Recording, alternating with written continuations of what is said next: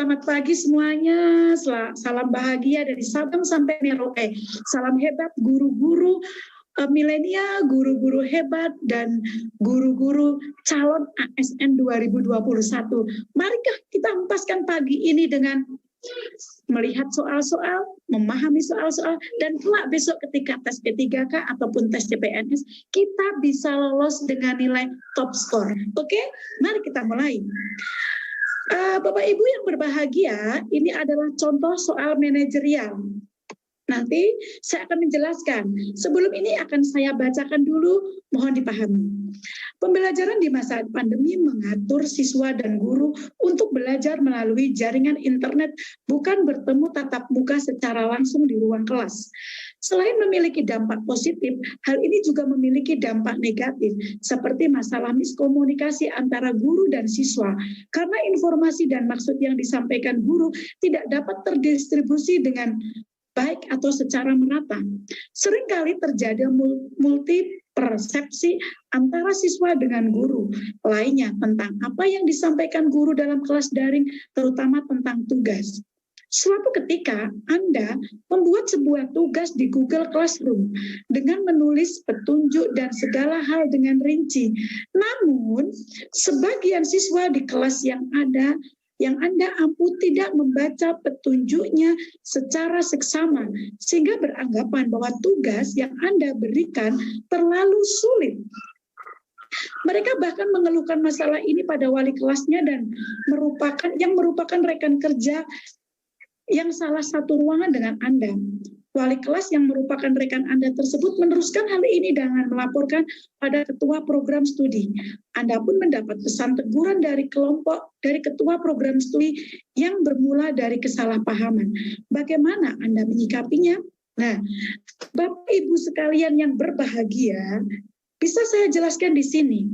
Kemampuan manajerial guru, ya, karena kemampuan manajerial itu tidak hanya guru, tapi kemampuan manajerial dokter, tenaga teknis, perawat, dan semuanya.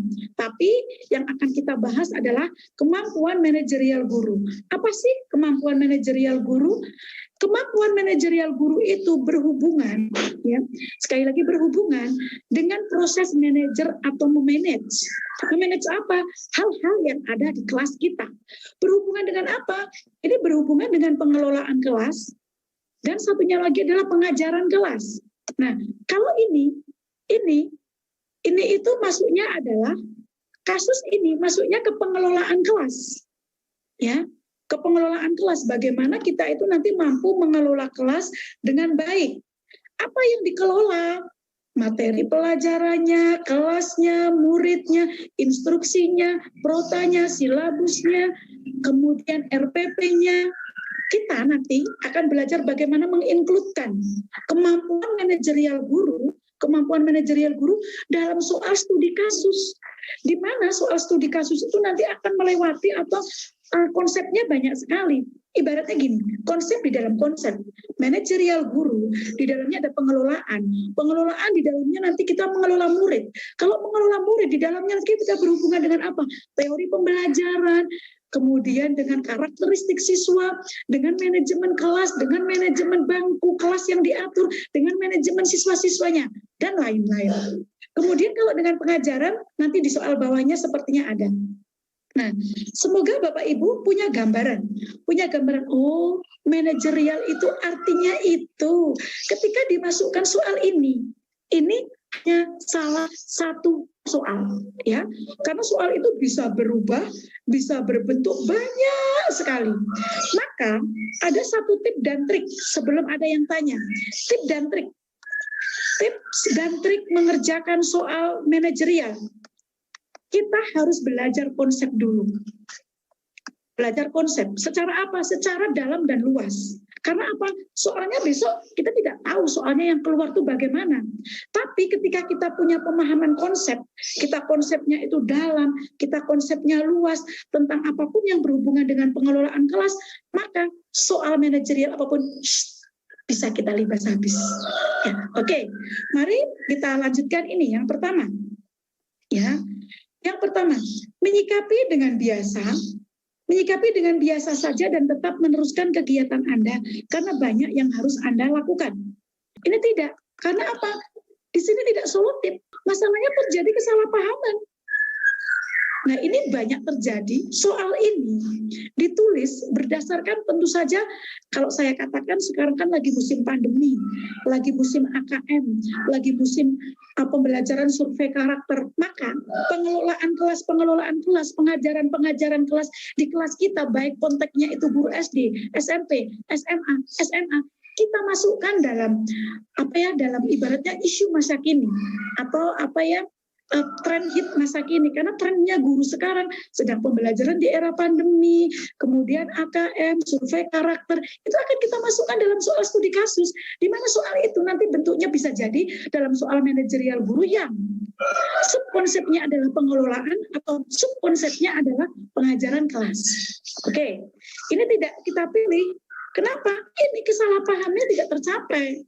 Ya, kedua, menyikapi dengan memberi keras peneguran pada siswa yang menyebabkan kesalahpahaman sehingga membuat efek jerah dan tidak mengulangi kesalahannya lagi. Kalau ini bisa, karena gini, dalam soal TKP kita akan melihat skala 1, 2, 3, 4, 5. Yang paling bagus itu 5. Ini bagus, tapi belum seperti yang dimau. Belum seperti dalam artian tupoksinya, tugas pokok fungsinya sesuai dengan indikator-indikator pengelolaan kelas yang dimaksud. Ya, karena apa? Ini kalau menegur keras bisa jadi masalahnya tambah rumit gitu. Kenapa? Karena kadang-kadang sekarang ketika kita menegur siswa,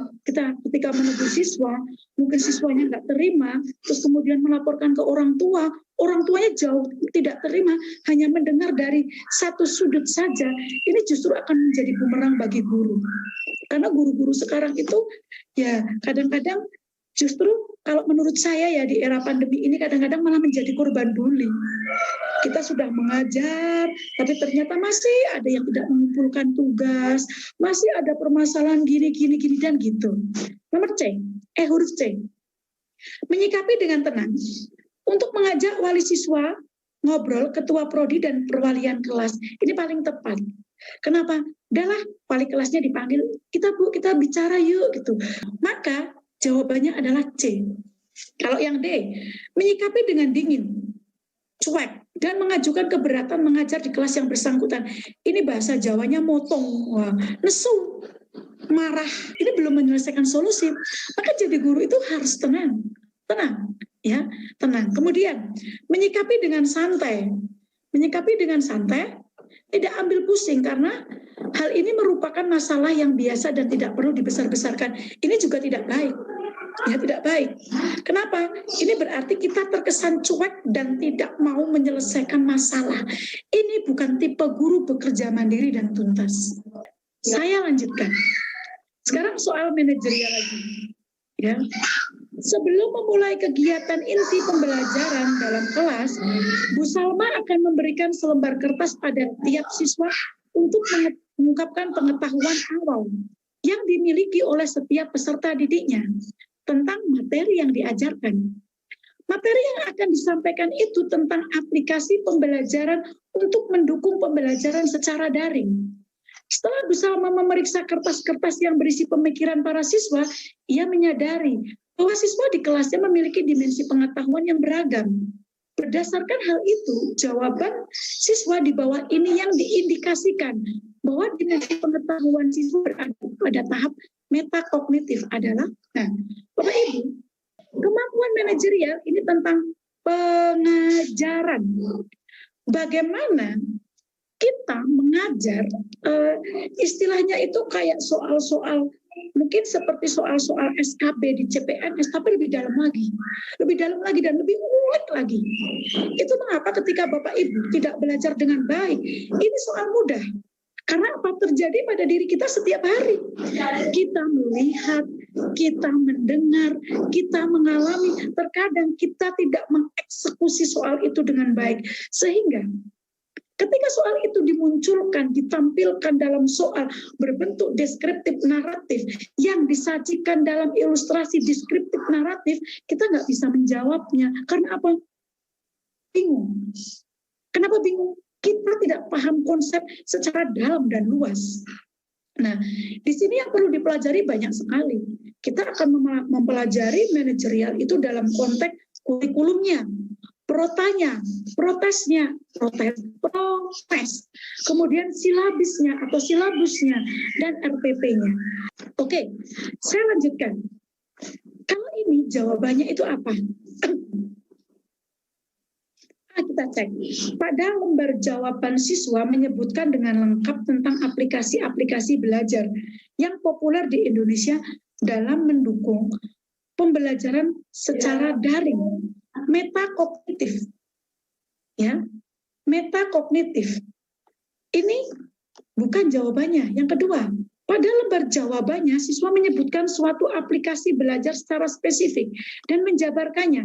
Karena pembelajaran itu dimensi pembelajaran ada faktual, prosedural, ada metakognisi dan lain-lain. Ini kita harus tahu. Ini kita harus tahu ya, yang faktual bagaimana, yang metakognisi bagaimana, kemudian katakanlah prosedural bagaimana. Saya lanjutkan.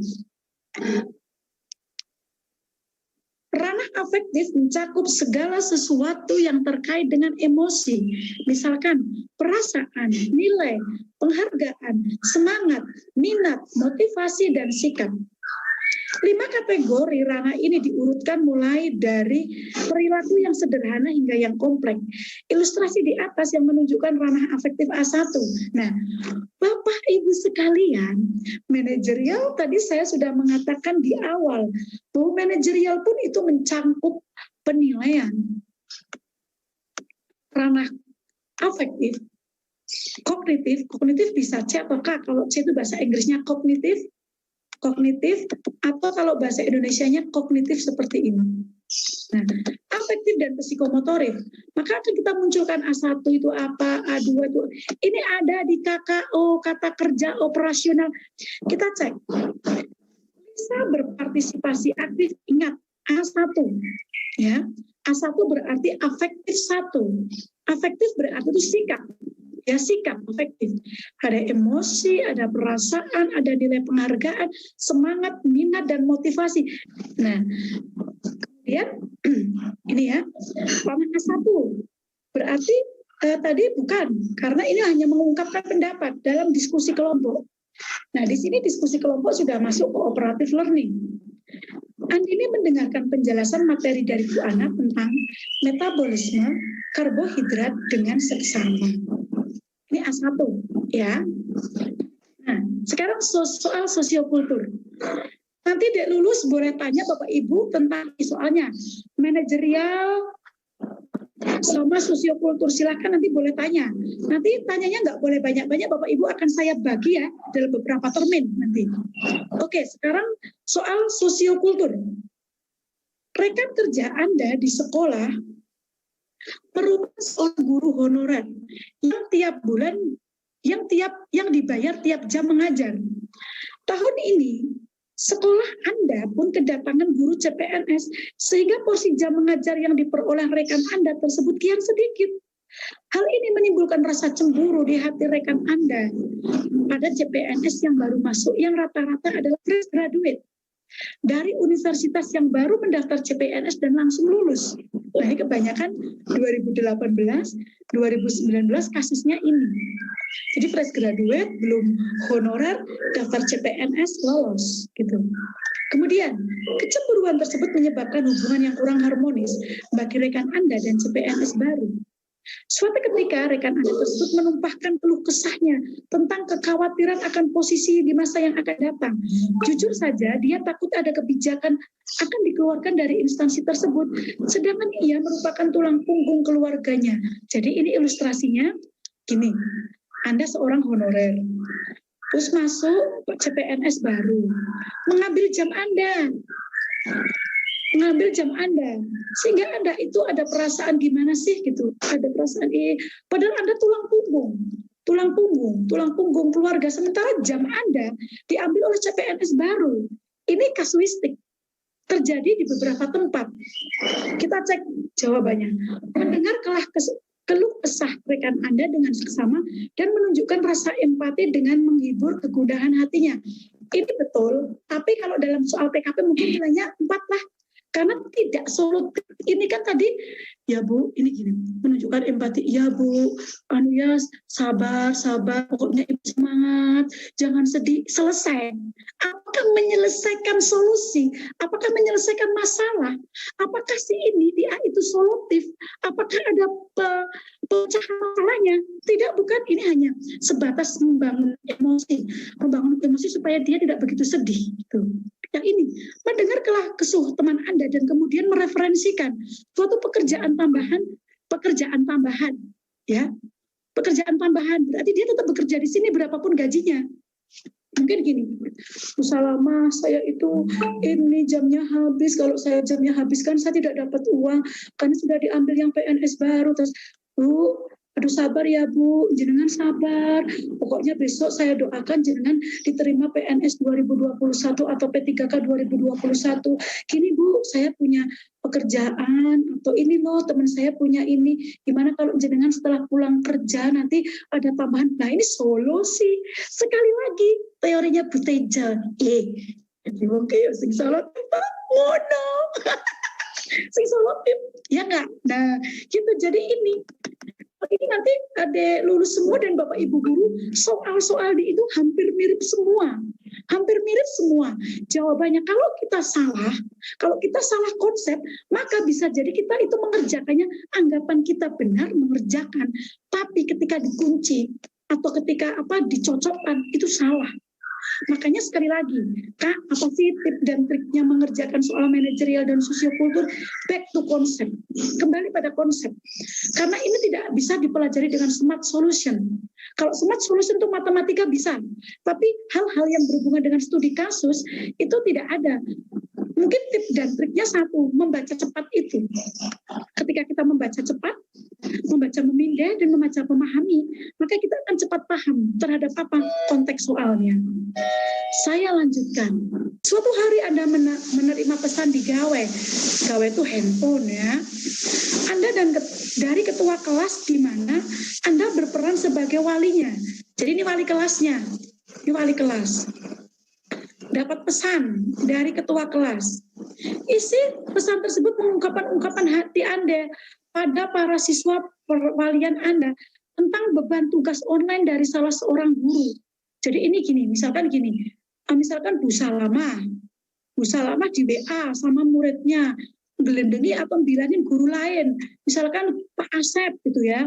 Pak Asep misalkan guru kelas 4, ini Bu Salama misalnya 5A, Pak Asep 5B, terus bilang gini, Bu Salama, Pak Asep itu ya kalau ngajar tugasnya banyak sekali lah ini bilang, terus memberatkan. Ini Anda. Jadi Anda di WA oleh, kan bisa terjadi. Sekarang bisa terjadi seperti itu di era ini. Jadi ini muridnya WA gurunya tentang siapa? Tentang ini Pak Asep. Ya, yang memberatkan tugas tersebut dari rekan Anda sesama guru produktif keahlian busana batik. Ini ceritanya guru SMK kali ini. Yang dikenal pemarah dan emosional. Nah, gurunya ini yang bikin tugas pemarah dan emosional. Beberapa waktu yang lalu, Anda pun sempat bersitegang dengannya. Dan Anda pun beberapa yang lalu itu sudah ada marah gitulah. Apa yang Anda lakukan dalam situasi ini? Mungkin nggak ini terjadi? Bisa. Ini bentuknya sosiokultur. Sesuatu yang berhubungan dengan tugas guru di mana ranahnya adalah sosial budaya. Satu, ya, menyarankan siswa perwalian untuk menyelesaikan masalah dengan dewasa bersama guru bersangkutan. Udah Pak, udah Mas, kamu sekarang ketemu aja sama guru itu, diselesaikan baik-baik gitu. Ya, ini bisa, tapi belum betul sekali. Kenapa? Ini juga belum solutif karena Anda yang dicurhati gitu ya.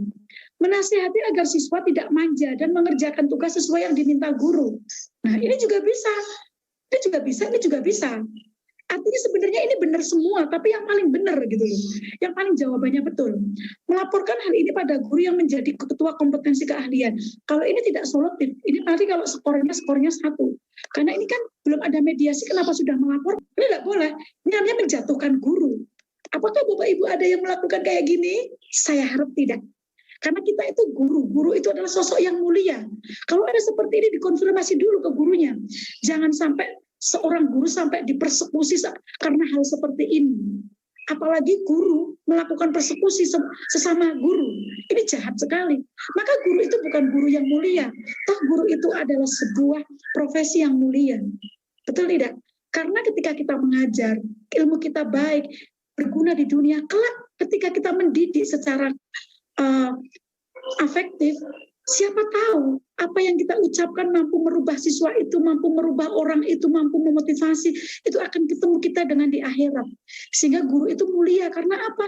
Kita tidak hanya sedang meraih pahala di dunia, tapi meraih pahala di akhirat. Jadi jangan sampailah ini digunakan. Nah, mengkonfirmasi dan membicarakan lebih lanjut pada guru yang bersangkutan. Ini kalau misalkan ini, Pak Asep ini loh, maaf ya nih Pak Asep, boleh nggak kita ngobrol? Boleh, bisa lama. Ini kan ada muridku tuh yang kemarin tuh bilang gini katanya tuh keberatan. Tapi kita jangan menunjukkan si anak siapa. Bisa, semoga Pak Asep tidak tersinggung ya. Oh tidak Bu, tidak, silakan duduk. Kalau kita bahasanya baik, maka orang itu tidak tersinggung, tidak marah. Beda. Pak Asep, tahu nggak? Ini lihat tuh. Ada WA dari murid saya, katanya itu Pak Asep kalau ngajar banyak sekali tugasnya. Iya Pak Asep jelas marah. Bu, tolong suruh anak itu ke sini. Nah, akan menjadikan sebuah hal yang buruk. Maka berlatihlah yang pelan. Pak Asep, bolehkah saya berbicara sebentar dengan Bapak? Gimana Bu? Gini Pak, tapi sebelumnya mohon maaf sekali. Ini kan begini, murid saya. Oke. Kemudian yang paling betul adalah ini. Nilainya berapa? Ini 5. Keringanan tugas untuk anak perwalian pada guru ini tidak solutif. Maka jawabannya adalah D. Oke.